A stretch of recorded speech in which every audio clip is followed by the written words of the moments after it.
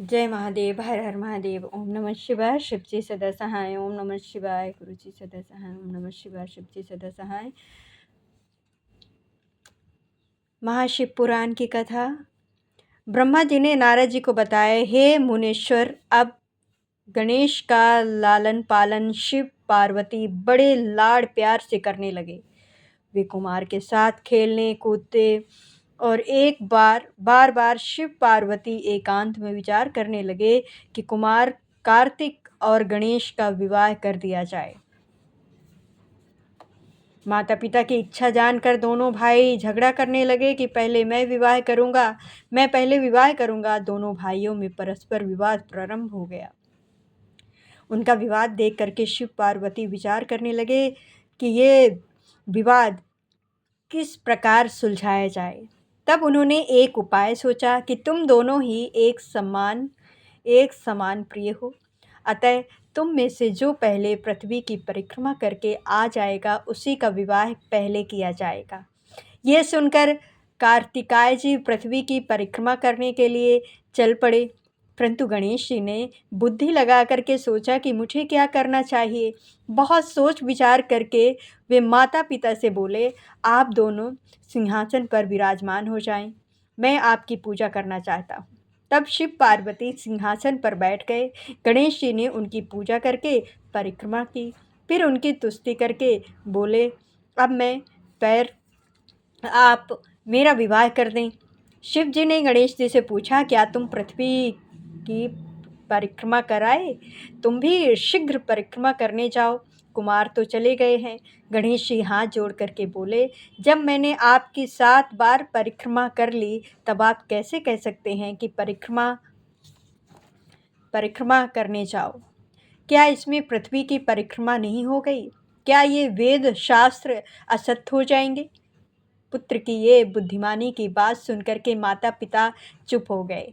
वे गणेश जी से बोले, हे पुत्र, तुम्हारा कथन सत्य है, तुम्हारी बात हमने स्वीकार कर ली। इस प्रकार उन्हें आश्वासन देकर के शिव पार्वती ने गणेश जी के विवाह की इच्छा व्यक्त की। इसके पश्चात प्रजापति ने अपनी कन्या सिद्धि बुद्धि के विवाह के लिए शिव जी के पास आकर के बातचीत की। शिव जी ने उनका प्रस्ताव स्वीकार करके गणेश का विवाह निश्चित कर दिया। शिव जी के विवाह की तरह ही गणेश जी के विवाह में भी सभी देवता शामिल हुए। काफ़ी समय के पश्चात गणेश जी की सिद्धि से छिम और बुद्धि से लब नाम के 2 पुत्र उत्पन्न हुए। इसके पश्चात कुमार कार्तिक पृथ्वी की परिक्रमा करके लौटे। नारद जी ने रास्ते में ही कार्तिक को सब समाचारों से अवगत करा दिया। समाचार जानकर कार्तिक के क्रोध की सीमा न रही। वे माता पिता को प्रणाम करने के पश्चात कौच पर्वत पर जा करके तपस्या करने लगे। कुमार के विवाह में पार्वती जी को बड़ा भारी दुख हुआ।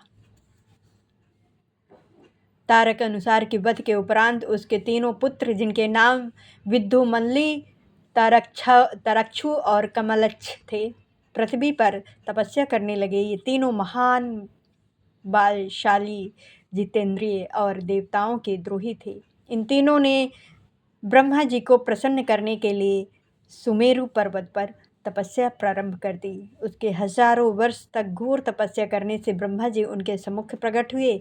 तीनों भाइयों ने ब्रह्मा जी को प्रणाम किया और उनसे बोले, हे ब्रह्मन, यदि आप हमसे प्रसन्न हो तो हमें ऐसा वरदान दीजिए कि हम सभी प्राणियों से अबद्ध हों। हम अमर रह करके और निर्विघ्न रह करके चाहे जो त्रिलोकी का वध कर सकें। ब्रह्मा जी ने कहा, तुम अमरता छोड़ करके कोई दूसरा वरदान मांगो, क्योंकि कोई भी प्राणी अमर तो हो ही नहीं सकता। ये सुनकर तीनों दैत्य बोले, प्रभु, हमारे पास ऐसा कोई दुर्ग नहीं है जिससे शत्रु प्रवेश न कर सके। हमें ऐसे 3 पुरों का निर्माण करा दीजिए, जिसमें धन संपत्ति के सभी सुखदायक साधन उपस्थित हों तथा उन्हें देव या दानव कोई तोड़ न सके तथा अजय हों। तरक्षक ने स्वर्ण का, कमलच्छ ने चांदी का और विद्युमाली ने लोहे के पुरों का निर्माण की प्रार्थना की। ब्रह्मा जी ने कहा, तुम्हारी इच्छा पूर्ण हो जाएगी, तब शिव जी के अतिरिक्त तुम किसी के हाथों से नहीं मारे जा सकोगे।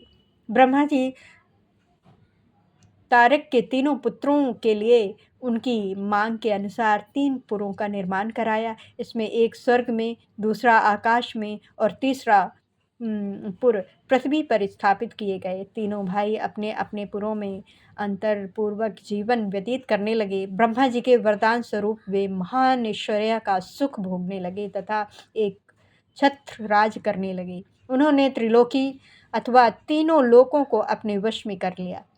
देवगण त्रिपुरा के कष्ट सहन करते करते दुखी होकर के ब्रह्मा जी के पास जाकर के अपने कष्टों को बताने लगे।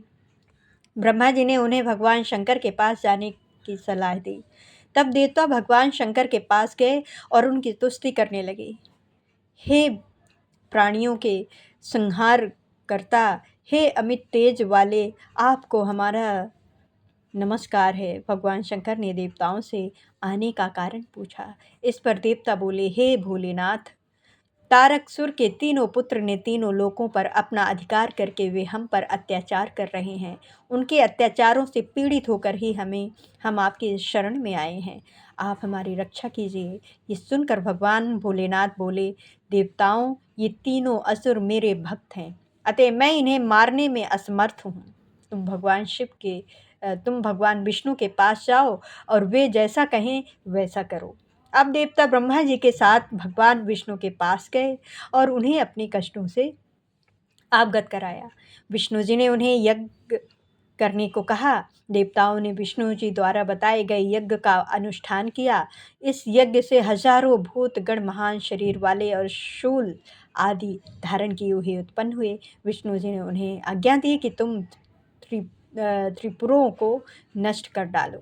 विष्णु जी की आज्ञा पाकर वे भूतगण तीनों पुरों में गए, परंतु उन पुरों में प्रवेश करते ही असुरों के प्रभाव से भस्म हो गए। शेष रह गए भूतगणों ने विष्णु जी को वहाँ के परिणामों में अवगत कराया। तब विष्णु जी ने कहा, हे असुर, शिव पूजन और धर्म कर्म के कारण अबद्ध है। उन्हें सोचा समर्थक सर्वप्रथम उनका धर्म कर्म और शिव पूजन को नष्ट करना चाहिए, तभी काम बन सकता है। उन्होंने देवताओं को भेज दिया और स्वयं उनके हित चिंतन में लग गए। श्रीहरि ने एक नास्तिक व्यक्ति को प्रकट किया। उसके वस्त्र मलिन थे और सिर मुंडा हुआ था। इसका नाम उन्होंने नास्तिक रखा। उसके एक हाथ में झाड़ू और दूसरे हाथ में कष्ट का पत्र था। वो अपने हाथ में खुला वस्त्र लिए और मुंह पर कपड़ा लपेटे ही श्रीहरि के सम्मुख खड़ा हो गया। श्रीहरि उससे बोले, तुम मेरे अंग से प्रकट हुए हो, अतः तुम्हारा नाम हरिन होगा। तुम 16,000 श्लोकों वाले ऐसे शास्त्रों को बनाओ जो वर्ण आश्रम धर्म से संबंधित हो। इसमें अभश्राय शब्द की अधिकता हो तथा कर्म विवाह आदि का भी वर्णन होना चाहिए। इतना समझकर श्रीहरि अंतर्धान हो गए। अतर्हिर्ण ने श्रीहरि की आज्ञा से अपने अनेक शिष्यों का निर्माण किया। उन्हें मायाम शास्त्र का ज्ञान दिया। उसके 4 शिष्यों ने पाखंड धर्म का प्रचार किया। हाथों में पात्र लेकर नाक पर कपड़ा बांध करके घूमने लगे। हाथों में छोटी सी झाड़ू भी ले ली और जीव हिंसा के डर से धीरे धीरे चलने लगे। ये सब त्रिपुर नगर गए। वहाँ पहुँच करके उन्होंने अपनी यात्रा फैलाई और बालकों को मोहित करने लगी, परंतु शिव जी के प्रभाव के कारण वहाँ उनकी माया आसानी से फैल नहीं सकी। तब नारद जी उनके साथ त्रिपुर गए और त्रिपुर पतियों से मिले तो त्रिपुराधीश मोहित होकर के उन ऋषि मुनियों से दीक्षित हो गए। सभी त्रिपुरवासी भी अरहिन से दीक्षित हो गए। इस तरह समस्त त्रिपुर उनके द्वारा क्षण भर में माय हो गए। अब त्रिपुर सुर ने शिव जी की पूजा छोड़ दी और सारा धर्म नष्ट हो गया। इससे लोग दुराचारी बन गए। श्री हरि ने कैलाश पर जाकर के भगवान शिव जी की वंदना की। देवता भी उनकी प्रार्थना करने लगे। तब सबकी प्रार्थना पाकर भगवान शिव नंदी पर सवार होकर के प्रकट हुए और देवताओं से बोले, मुझे दैत्य के अधर्मों का पता चल गया है, इसीलिए अब मैं उसका वध अवश्य करूँगा। अन्नों का वध श्रीहरि करेंगे। ये सुनकर श्रीहरि कुछ उदास हो गए। तब ब्रह्मा जी ने हाथ जोड़ करके भगवान शिव से प्रार्थना की, प्रभु आप समर्थ हैं, आपको कोई पाप नहीं लगेगा, इसीलिए आप ही समस्त असुरों का नाश कर डालिए। मैं आपका प्रजापति और पुरोहित हूँ। श्रीहरि युवराज हैं, इंद्र आज्ञा पालक सेवक हैं तथा सभी देवता आपके अधीन हैं। आप तो समस्त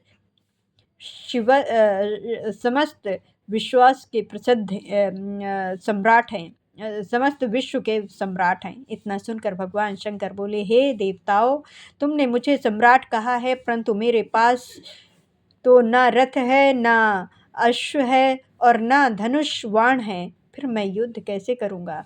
भगवान शिव को युद्ध के लिए तैयार देख करके समस्त देवता प्रसन्न हो गए और बोले, आप यदि युद्ध के लिए तैयार हैं तो हम सभी आपके लिए इन सब चीज़ों का प्रबंधन कर देंगे। इतना कह करके समस्त देवता हाथ जोड़ करके उनके सामने खड़े हो गए। तब भगवान शिव ने देवताओं से कहा, मेरे लिए दिव्य रथ, दिव्य सारथी और दिव्य धनुष बाण का प्रावधान करो।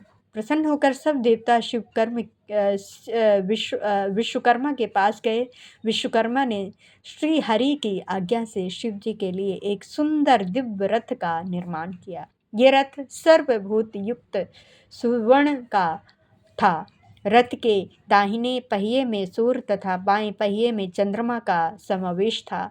ब्रह्मा 12 तारे दाहिने बाहिए में लगे और 16 कलाएं बाएं पहिए में लगे जुड़े हुए थे। उनमें 12 आदित्य और चंद्रमा की 22 कलाएं उसके बाईं ओर लगी थी। इस रथ में ब्रह्मांड की सभी वस्तुएं लगी हुई थी। श्री हरि और ब्रह्मा जी की आज्ञा पर ये रथ विश्वकर्मा ने बड़ा अनोखा बनाया था। रथ के तैयार हो जाने पर ब्रह्मा जी ने उनसे वेद रूपी घोड़े लगाए। शिव जी उस रथ में सवार होकर के त्रिपुर के सम्मुख पहुंच गए। भगवान शिव देवताओं से बोले, तुम चिंता न करो, सभी देवता हाथी, घोड़े, रथ, सिंह, वृषभ आदि पर बैठ करके भगवान शिव के रथ के पीछे चले। आकाश से सिद्ध चरण उन पर फूलों की वर्षा करने लगे। शिव जी के गण तीनों पुरों में प्रवेश कर गए। जब भगवान शंकर विश्वकर्मा द्वारा बनाए गए रथ पर आरूढ़ हुए तो उनका बाण ही नहीं चला, वे काफ़ी देर तक वैसे ही खड़े रहे। आकाशवाणी द्वारा ज्ञात हुआ कि गणेश पूजन नहीं होने के कारण गणेश जी एक पैर के अंगूठे पर खड़े होकर के उन्हें विघ्न पहुंचा रहे हैं। भगवान शिव ने गणेश जी का पूजन किया तो गणेश जी प्रसन्न होकर के मार्ग से हट गए। अब भगवान शंकर ने धनुष पर पशुपत बाण चढ़ा करके त्रिपुर संहार की इच्छा व्यक्त की। राक्षसों ने आनंदपूर्वक शिव जी की ओर देखा तो सभी देवताओं ने इन राक्षसों को मारने के लिए शिव जी से निवेदन किया। तभी हजारों सूर्य के समान बाणों से त्रिपुर वासियों को दग्ध कर दिया। हजारों की संख्या में राक्षस भस्म होने लगे। राक्षसों में शिव जी की पूजा न करने के कारण हाहाकार मचने लगा। तरक्ष जब भस्म होने लगा तो वो व्यक्ति पूर्वक भगवान शंकर की ओर देख करके बोला, ये तो हमें पता था कि आप ही हमें भस्म करेंगे। हमारी ये मृत्यु बड़े बड़े मुनियों के समान है। आपसे हमारी विनती है कि जन्म जन्मांतरों तक हमारी बुद्धि आप में ही लगी रहे। मैं नामक दैव के अतिरिक्त सभी उसमें भस्म हो गए। इसके बाद तीनों दैत्य विद्युमली, तारक्षु और कमलक्ष शिव जी की कृपा से उनके गण हुए। शिव जी को खुश देख करके उनकी कृपा से बचा हुआ मैं नामक दानव भी वहां आया और उन्हें प्रणाम किया तथा हाथ जोड़ करके बोला, हे कृपा निधि, मैं आपकी शरण में आया हूँ, मेरी रक्षा कीजिए। इस पर प्रसन्न होकर के भगवान शिव ने कहा, मैं तुम पर प्रसन्न हूँ, तुम वर मांगो। उसने शिव भक्ति का भी वरदान मांगा। शिव जी ने तथास्तु कह करके उसे दृढ़ भक्ति प्रदान की। वो शंकर भगवान की आज्ञा से भूतल होकर के वास करने लगा। इससे बाद में मुंडी अरहिन भी वहां आया और शंकर भगवान की तुष्टि करके कहा, भगवान श्री हरि ने उन्हें समझाया कि तुम चिंता मत करो, मैंने सारा वृतांत भगवान शिव जी को बता दिया है और उनकी आज्ञा से ही ये सब किया गया है। तुम्हारी कु कुगति नहीं होगी, परंतु कलयुग में जो व्यक्ति तुम्हारा इस मत का सहारा लेंगे, उनकी दुर्गति निश्चित है। अब तुम मरुभूमि में जाकर के निवास करो। तब वे भगवान शिव जी को प्रणाम करके मरुभूमि को चले गए। इसके बाद सभी ने प्रेम पूर्वक शंकर पार्वती की पूजा की और सब अपने अपने लोकों को प्रस्थान कर गए। जय महादेव। हर हर महादेव। ओम नमः शिवाय। शिव जी सदा सहाय। ओम नमः शिवाय। गुरु जी।